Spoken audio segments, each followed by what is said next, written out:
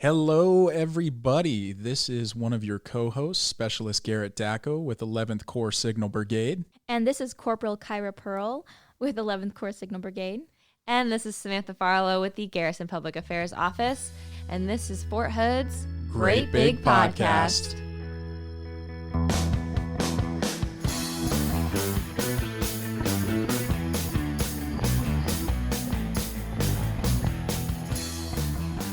Welcome back. All right, we are here with the Bacon Ninja, also known as Shark in the Cart. Shark in the Cart. So I have a couple different personas. I have like the coolest job in environmental as the outreach coordinator. So I'm really excited to be out here hanging out with you guys. Well, we're happy to have you. Yes. And we have... I'm Dr. Amber Dankert. I'm the supervisor of Wildlife Management here on Fort Hood. Work with DPW with Christine. She's got a cool job. I'm just telling you. I believe you. Super cool. I've been able to hold a baby raccoon because of her. Oh, yeah. See some snakes, little baby foxes, possums, all kinds of cool stuff. So we're going to talk about some animals today? Yes. Ooh, and she is like the expert pro. So if you want to go on an adventure with her, you got to have her on speed dial. So she can call me and then I can call you. We can do a phone tag thing. You guys definitely sound like you have the cool jobs. Yes. I think we have the coolest jobs on Fort Hood. I think so too. It's a lot of fun. Yeah, and we're outdoorsy. We're not stuck behind a computer because that can just be so boring. So our jobs are very, very dynamic. So things are constantly changing, with the environment.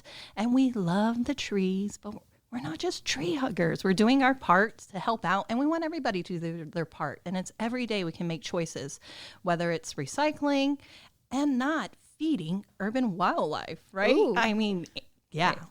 Yeah, so we've been getting a lot of calls here lately about urban wildlife and their interaction, especially in housing areas, because we see a lot of animals inside the housing areas that are coming up to eat because people are feeding stray cats or stray dogs. They think they're feeding stray cats and dogs, but they're not. They're feeding all the wildlife too, which just draws them in, makes them not scared of humans, and then we see a lot of interactions. Oh, no. Yeah, and as a mom with little ones and everything, we're outdoors, it's cooler, we kind of want to explore. And in family housing, I was amazed when I drove through how many little playgrounds they have for toddlers. Yes, and I was it's amazing. Wow, you can go around a corner, there's a playground. But like Amber said, you don't want to attract that wildlife while they get so comfortable being around humans that it can become a danger to your family, to your children. So, they have an information that we've put out on social media about what you should do when you encounter a variety of different urban wildlife. So speaking of the variety, could you name some of them? Because when you just hear the term urban wildlife, I don't know, it just puts some question marks in my head. Sure. Some of the things that you should probably see actually in the housing area ranges from possums and armadillos to raccoons and foxes. And even coyotes. Coyotes are a big part, and we hear a lot of that in the housing areas. Actually, only a few years ago, I caught a baby bobcat inside the backyard at somebody's house. It was stuck behind... Yeah, it was got stuck behind their barbecue pit, and so we had to pull that out. He was a little anxious to get out, but he got away and it was great. So it was a win-win for everybody because they called our office and it happened the right way. Oh, wow. Then, sorry. I didn't realize there were going to be some dangerous animals. I was thinking squirrels, maybe a stray cat or something. But that can get really dangerous if people are accidentally feeding these animals and drawing them even closer. Yeah, and people don't realize how close a lot of the housing areas are to these bigger forested areas. And so the wildlife's using those as corridors. They're traveling around out there, and whenever they can smell out some food because somebody left cat food or dog food or scraps outside, they come up and they get used to that. So what should somebody do if they do encounter wildlife? We always just say leave them alone. Most of the time they're moving through and they'll be gone if you don't have any reason for them to stay around, if you're not leaving things out there. Make sure there's not a lot of shelter. Don't leave doors open, things like that. Like if you don't leave your shed door open, because if you leave it open and you walk back out there, you might have a raccoon in there. And in the right season in the spring, you might have a raccoon and a bunch of babies. So that can turn into a much bigger issue. Yes. And that also brings up another question, getting rid of leftover food. right? So I know raccoons can easily get into garbages and stuff like that. So is there any safe way to dispose of leftovers like that? The thing is just making sure that your containers are secured. You know, sometimes the weather has been a little crazy in Texas. Right. And it's a little windy. Pull in your trash container or your recycle container where it's kind of enclosed in a carport area, and then pull it out. Once it's open, that top, and food is exposed that you might have leftovers. Like Amber said, that could attract some of those urban wildlife coming out to the area. And if you still see an animal coming into that area, or if something doesn't seem right, a term they say is it's drunk. That animal is walking drunk. It's a little unusual, a little off. There's the possibility of rabies, and you don't want to encounter an animal that might have that. So you can contact the Fort Hood professionals. We have the DPW work orders and animal control. So you can contact them at 254-287-2113. And you can put in a work order, and then they'll reach out to either the game wardens, animal control, or to Amber to come out to assess the area and possibly capture those animals, and then they'll be relocated. And then if you're in Fort Hood Family Housing, we encourage you to reach out to your community manager, put in a service order, and contact them at 254-532-3133. So, there's a couple different options where you can reach out to the Fort Hood professionals. We have the resources and the expertise where we can provide assistance within cantonment and family housing areas. Well, that's definitely good to know. There's actually some other information too. So a lot of times people get scared, right? They see an animal, they're not from the country, they're from the city, or they haven't witnessed this, they're not from Texas, right? Because everything's a little different in Texas. And so it's important to know that, for instance, foxes are very curious. They're not probably going to run from you when you open your front door. They may sit by the tree or by your shrubs just far enough away. You can't touch them. Please don't touch them. And they're not probably going to let you, but hopefully. But, they're not just going to run away. And so people go, oh my gosh, it was watching me. Well, it was watching you because it was very curious of what you were doing. The same thing goes with skunks being out in the middle of the day. People freak out. They said, oh my gosh, we saw a skunk. It was like 10 o'clock in the morning. It's clearly sick. That's not necessarily the case. So whenever the weather's changing, or, if it has a mom may be having babies, the babies are hungry, so they're having to go out and forage in the middle of the day to build up that, their milk, or whatever the case may be. Just because you see something out in the middle of the day doesn't necessarily mean it's a bad thing or that it's dangerous. It just means you probably ought to be vigilant, not leave things out at that time because they are in your area. Right. That makes sense. And the other thing, as Amber said, they might be out in the day, the parents might be out foraging for food. So you might come across little baby deer because they're like ninja mode. They're really stealthy and they might be in the middle of the field laying down, but that's just part of their normal behavior. They'll think, oh, something's wrong. Let me go and help little Bambi out there and stuff like that. Yes. Oh, no. Yeah, we see that a lot. Actually, people will pick them up, bring them to our office, and they say, oh, we saw it was laying by itself. Well, it has been kidnapped. We don't do that. Don't ever move them.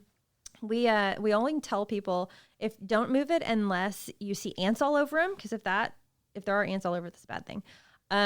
But you also wait a whole 24 hours before calling somebody, because if you wait 24 hours, most of the time it's going to be gone the next day. That's just kind of common. Also, bunnies. Bunnies are another thing we see all the time. People call us a lot and say, we ran over a nest of rabbits because we were mowing and now we have all these bunnies. Don't bring them to us, please. If you can leave them alone, leave them alone. And so that's, we don't think about that. Like I even working in environmental, it wasn't until I got educated by Amber and her team. When you think of a nest of bunnies, you think, okay, nest, maybe it's something like a bird nest. That's obvious. But a nest for bunny, it's not. No. It looks like a patch of dead grass. Mm-hmm. So again, ninja mode. These animals are like secret ninjas, just hiding in the grass. And so it looks like a dead patch. So if you're mowing, they say, kind of just explore that area and see if that's a little den for those bunnies, and then kind of just mow around it. So kind to explore your field, your environment first. Right. Exactly. It's great. All right. And just a key for those listeners, it may look pet shaped, but it is not a pet. Okay. Yes. I've learned that over the years. That's something I picked up. Funny story. So actually, I was called by animal control not too long ago, and they said that they had somebody had dropped off some kittens, and they had these kittens. They had them with them for a while. They had taken them over to this dairy facility to have these kittens adopted, and they didn't look quite right. So they called in the vet, and guess what? They were foxes. Wow. So so we had to take care of those, but they do look very similar. Babies do look very similar, and honestly, it takes a professional to tell the difference between a baby coyote and a baby fox because they look really, really, really similar. So.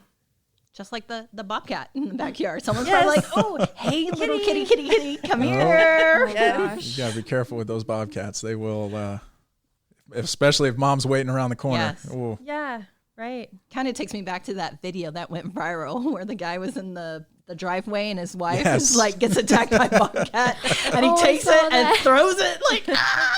I'm like, this can't be real. It's like, oh no, it is. Oh. And you might encounter something like that. So take that into consideration. That happened in a residential area. And if we keep leaving food out and we keep drawing in this urban wildlife, we might have something similar like that.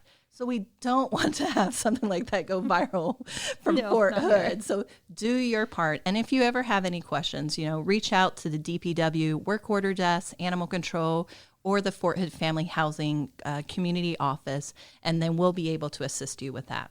Okay, well, that's really good to know. I really like how you guys also mentioned a lot that with the changing weather and everything, to prepare ourselves, because I know we're in December. It really is changing. It's getting very cold. I'm sure a lot of animals are looking for shelter. It's right around that holiday season now. Exactly. As the weather gets colder, animals are coming inside.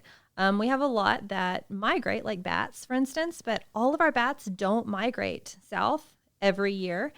We do have some residual populations, and that's when people start finding those in their houses and the buildings too. So the kind of takeaway is to make sure that everything is not only put up food-wise, but you're patching holes in the sides of buildings and making sure there's just not a lot of places for wildlife to get in. Once it's in, then you have to call a professional to get it out. And you mentioned about the food too. So thinking about that, we talk about family housing. You can also encounter this urban wildlife in the motor pools, in the unit footprint. Really? So same thing when it comes to MREs. Sometimes we get so busy with training when we return, we kind of just set it and forget it. So you want to make sure that you have food products properly stored. Otherwise, if something gets at it, eats a little bit of the wrapping, opens that, exposes it, kind of draws more urban wildlife, and then you have an infestation of some sort, and then you have bigger challenges. So same thing at home, at work, just put things in the proper places.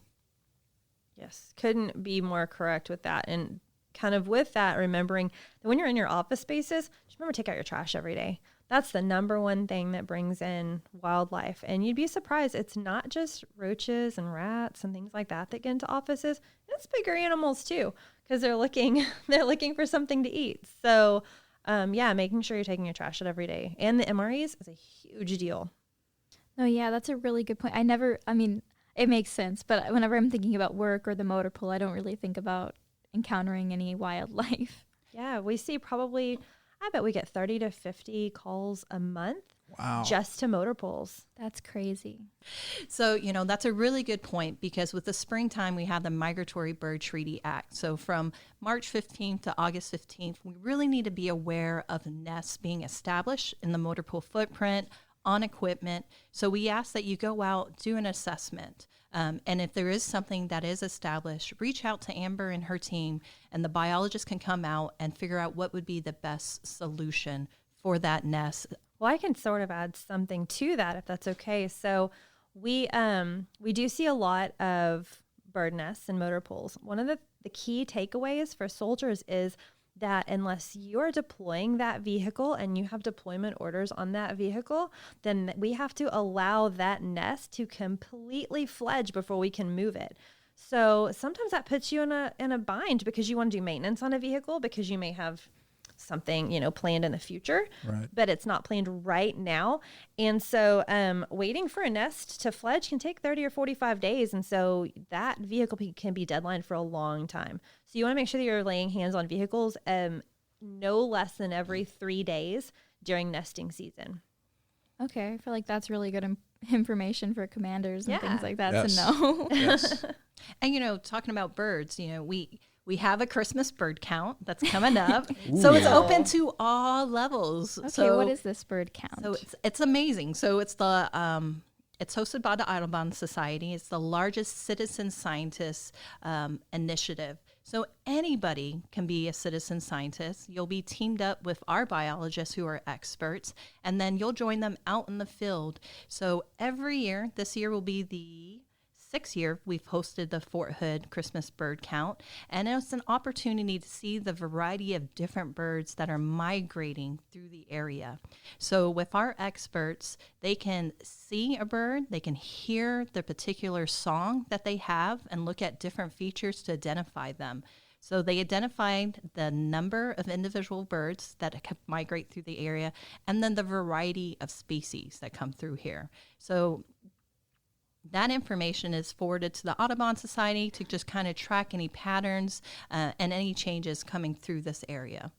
Can you believe that last year, our biologists, along with all the citizen scientists and the volunteers that came out, they identified 14,576 individual birds, and it was 127 different species. That's a lot. And that's insane. one day. One day. No way. Hold on, how many is it just a one-day event? Yes. So they're very consistent when they host that event. So this year we're going to host the event on Wednesday, December 15th.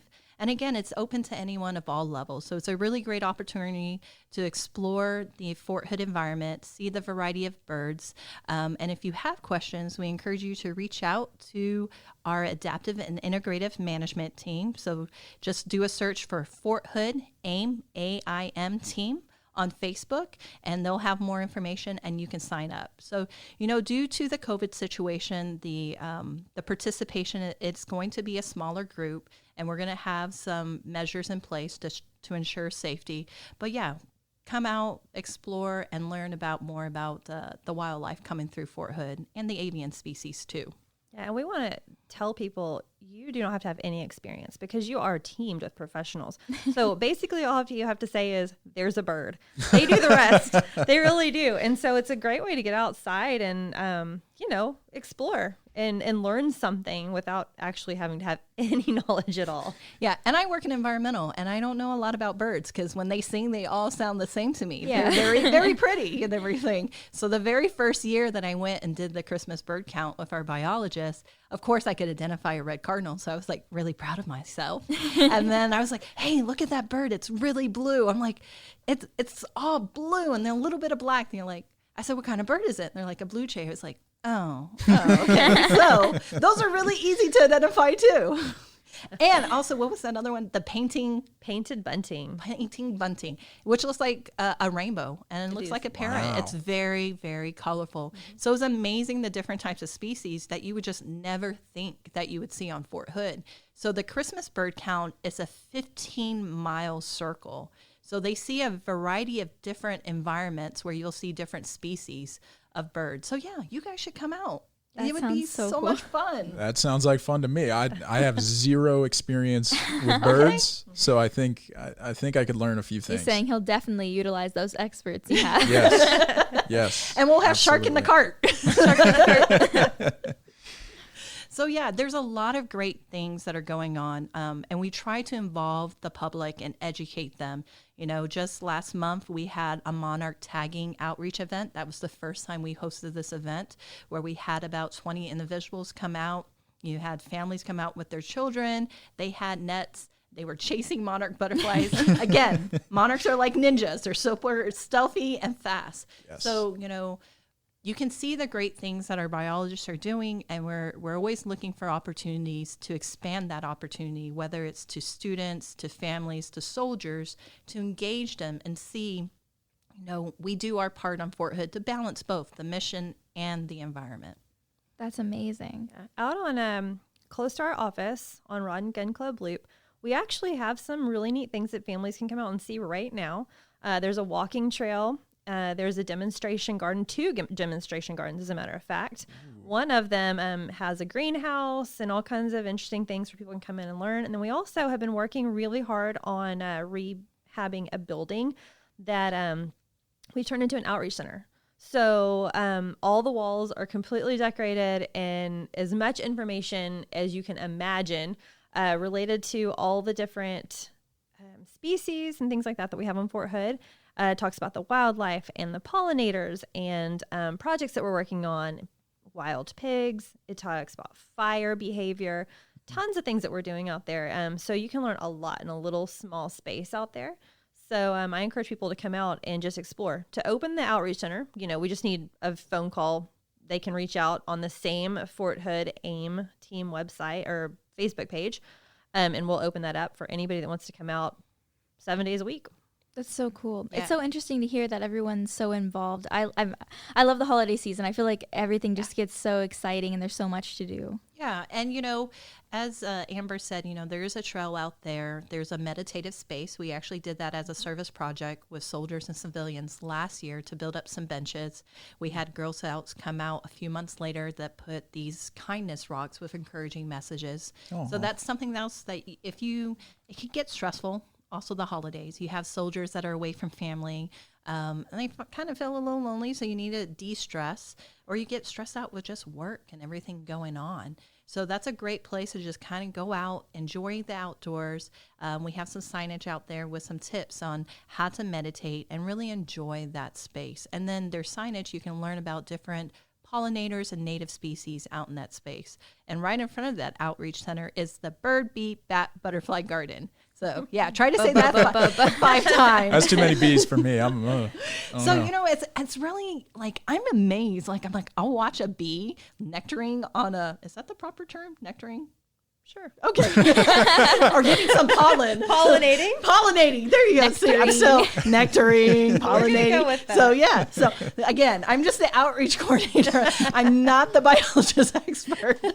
So I do all the fun stuff. So pollinating out there, and it's really amazing just to see get them just jump from one flower to another, and I'm just out there with my little camera slow-mo, let's watch that. So, yeah. It's a lot of fun, and it's just very relaxing to be someplace that you can go to someplace that's close to work, but yet you can escape and unwind mentally too. Yeah, I agree. And mentioning that signage is very important because anybody can go out there and learn something. You can take your kids out there and, be the professional and read the signs to them and make it look like you know something. But the signs are very easy to see. They're very easy to read, and they give you a lot of information along the trail. So, it's a great way to take your kids out and, take families out or, visit it yourself and just learn something as you're kind of walking around. You don't have to have somebody there with you, guiding you through it. So this is on the checklist for you guys. So we're going to go Christmas bird count this month. We're all going to go do that. And then in the fall, we'll hang out again and then go chase after monarch butterflies. I love it. Okay. Let's do it. Awesome. And then we'll see, maybe eventually when we have some normalcy, we'll hopefully have a little archaeology tour. We did one years ago when we went to a rock shelter, which was amazing. Maybe we can do a private tour for you cool kids. Yeah. So yeah, a lot of great stuff going on in environmental. And you can stay up to date on what's going on, again, by following the Fort Hood AIM team on Facebook, Fort Hood DPW, and Fort Hood Recycle. So we like to share a lot of information, whether it's outreach events, services, programs that are going on, and just the good news stories of what our team members are doing. No, yeah, that's so amazing. So I know we've talked a lot about how people can get out of their house and get in with nature by utilizing your services. But is there anything that they can do to kind of help go green for the holidays within their own homes? You know, that's a great point and everything. You know, we want people to rethink of how they can reduce waste during the holidays. And so, you know, there's so much wrapping paper. Yes, yes, there is. Every year. So, you know, think about resources that you have already. Maybe magazines, newspapers, repurpose those items right there as wrapping paper. Maybe have the kids to decorate that, or maybe even some coloring pages. Get a little creative and have the kids involved in that. We've had people that have used cloth that they've repurposed, or reusable bags. They put items in there and they use those totes, those cloth bags for the grocery store. So if there are things that you're getting, Amazon packages. I know people are doing so much online shopping now and just buying those Christmas gifts if they don't have the opportunity to get out. And Black Friday sales, Cyber Monday recently and everything. Think about those packagings that you're receiving and say, okay, hey, there's quite a bit of cardboard. Let's make sure we flatten the boxes and recycle them. So cardboard boxes, think about alternatives to wrapping paper, and think of things that maybe not necessarily buying something, but maybe sharing some type of experience. Like, hey, here's a little coupon where we're going to go on an adventure to the Bird Bee Bat Butterfly Market. So, you know, try to think about stuff where you can utilize going outdoors. And then electronics. If you're getting electronics, batteries, there's so many things that need batteries. Reconsider and say, let's get rechargeable batteries to kind of extend the life of that. And then when those batteries are of no use, we have another environmental facility called the classification unit where you can take those batteries for recycling. So we try to find a place for almost everything. So under the environmental umbrella, we have Fort Hood Recycle, which is your typical recyclables, your paper, cardboard, plastic, metal cans, and glass bottles that can be recycled. Then we have a completely different facility called the classification unit. So I tell people these are items you find underneath your sink, in your garage, and your shed. So paints, oils, light bulbs, batteries, those items we don't want to go in the trash, and those items can be taken there for recycling or to be reused. So we do have a household hazardous waste turn-in program, and if something can be reused, we keep it there. So, you know, we have families during this time of the year that are PCSing, either leaving or coming to this area. So you might see some cleaning products, some paint products there, and you can pick that up and you can reuse it for free. Wow. So yeah, That's which cool. is really great and handy, you know, again, because you're buying gifts from Amazon and online shopping and everything, Right. You save some money and like, okay, let's go by the household area and see what items we can get, or we can maybe repurpose something and gift that. So yeah, there's a lot of great things going on. Well, Christine, can't you also be a CAT card holder or just have access to Fort Hood to use that? So you don't have to be a soldier, correct? Yes, Civilians can use it too? That is a very great point. So anybody who has a DoD ID card in the age of 18 and older is welcome to use that. So I think there's sometimes this misconception like, well, I'm not a soldier and I don't live on Fort Hood. No, these are services that are open to the Fort Hood community. We're here to help the people do the right thing for the environment and also get educated about what they can do at home and at work. So if you ever have any questions, you can reach out to us and we're here to assist. And whether that's, promotional materials, information, training, or even a field trip out to one of our facilities, we're here to help you. That is so, I'm just so excited. I didn't know that existed. So we'll add to the field trip, a field trip to the classification unit to do some shopping. Absolutely. And then also the recycle center. So No, yeah. Plus, I loved your suggestion to use like reusable bags to put your gifts in, and like the person who gave it to me doesn't have to keep the bag. I can keep it. It's like an extra gift, Yeah. Another thing that I saw is, casserole dishes. People were talking about going to Goodwill, if you're baking something, gifting something, because I've seen like the giving plate where people will give cookies or something, a dish. You're getting a casserole dish, making something and say, hey, this is a gift for you. And you can pass that, forward it to somebody else to continue that gift of giving. So that's something else right there too. That's so cute. Wow. Totally, in line with the Christmas spirit too. Yeah. So I love it. So what are you going to make for me? Garrett. Ooh, I've got a bunch of things lined up. Okay, so like I said, I'm the bacon ninja. So anything with bacon, I will love it. All right, I'll find something. Okay. Bacon wrap dates. How about that? Actually, I've had that. It is amazing. I kid you not. I had it in Mobile, Alabama. When I did a half marathon, I was like, what? No, the sweet and the saltiness.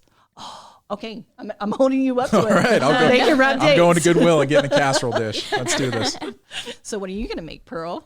Oh, Lord, I'm not in the mood for cooking anymore. Thanksgiving ended recently, and I'm all cooked out right now. Amber? I cook all the time. I have 5 kids. I have, I feel like I cook all the time. All right, we'll cook for you this season. Yeah, right? Hey. So now, Garrett, now you have to make a casserole dish for each of us. So I get the bacon what am I wrap getting dates. myself into? You need to Make get sure something you for double Amber, that nothing recipe. for me. I gotta go find that recipe. Huh? Make some for myself too. I'm getting hungry just thinking. I gotta go to the meditation area and go meditate on how to make these. Go learn about some conservation as well. Exactly. Yes. It's been so amazing talking to you guys today. Is there anything else that you'd like to add? No, like our Facebook pages, if you have any questions, you can give me a call as the outreach coordinator. I can point you to the subject matter expert in any field. So my number is 254-535-1008. Could you say that again for me? I'm sorry. Just give me a call at 254-535-1008. All right, awesome. And thank you guys both so much for coming and talking with us today. It's been amazing. Thanks for having us.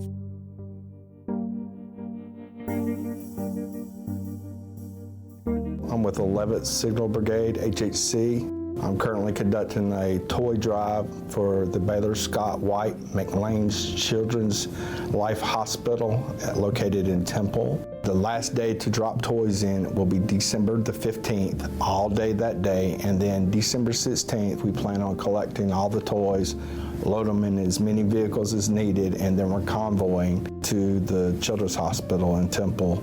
The toy drive drop box locations are located at 11th Signal Brigade, 39048 Support Avenue. Please donate. We need your help. The children need your help. It's not for me. It's not for the soldiers. This is for kids.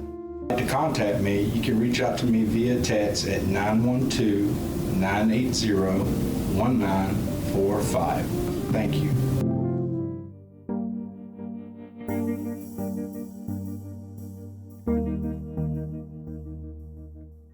All right, so the only thing that I failed to mention was that jingle that kept getting stuck in my head. I think you I know remember the the one one? The yeah, reduce, reuse, and recycle, right? Wow. Right? Beautiful singing, guys. Thank you. I've been practicing. Well, we appreciate that. I always think of that jingle every time I talk to Christine, Right? Yes. honestly. Oh my gosh, it's gonna be stuck in my head for the next week and a half. 2 Hopefully weeks. We'll see. longer. So then you continue to reduce, reuse, and recycle Right. throughout the holiday season. Absolutely. And can you believe it's already December? I know. It's insane. Oh, It's so weird. goodness. This week is the first full week in December.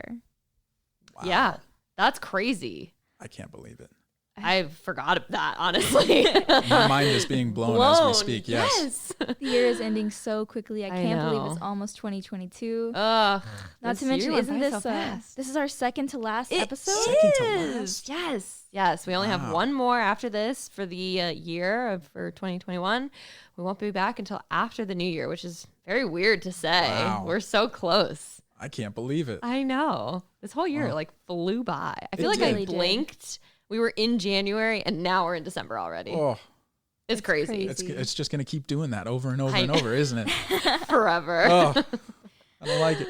I don't either. It's very weird. But what I do like is the idea to start, utilizing some of those extra shopping bags for Christmas gifts. I have so many of those. They Me just as sit well. in my house. They just like pile up because Right. you just take them and you're like, well, I can't throw this away because it's good to have. I need this. And Right. then you just have a bag of bags. I have many bags of bags and So it's many bags of getting really bags. bad. So I'm definitely giving them away this year. Yes, yes. Very And smart way to Yeah. get to reuse and also get rid of. Yes, clear out your house Yes. while also giving back to the environment. That's right. Giving to your friends and family. Yes, yes. Oh, I love the holiday season. It's so exciting that we're in the midst of it. Yes. I can't believe it. No one can get mad at us for decorating and singing songs.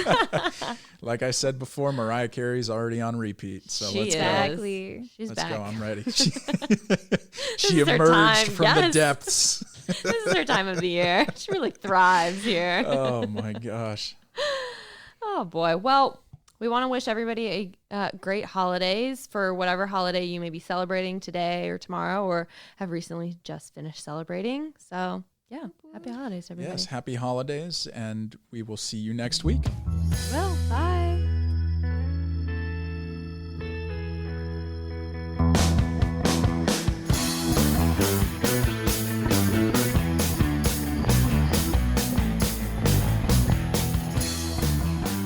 This podcast is a U.S. Army Garrison Fort Hood and Fort Hood Public Affairs production.